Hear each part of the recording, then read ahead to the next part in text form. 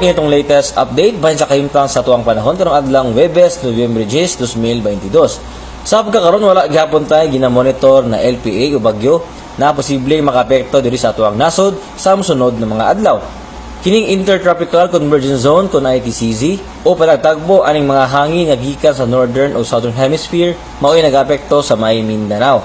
Samtang kining shear line o kining panagtagbo aning bugnaw o init na masa sa hangin mao'y nagapekto po dito sa may extreme Northern Luzon. Para sa kahimtang sa panahon sa atong mga forecast areas sa mosunod na 24 oras, ang Tibok Visayas ug ang Palawan lakip na Calayan Islands makasinatig medyo madag-umon nato na sa madag-umon jud na kalangitan inibanan aning mga katag-katag ng mga pagulan, pagpangilat o pagpanugdog tungod sa ITCZ.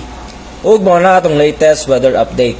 Para sa dugang impormasyon, bisita atong official website ug dili lang takutog bikan diri sa buhatan sa DOST Pag-asa Mactan kini si Mark Gales. Daghang salamat ug mag-amping taang tanan.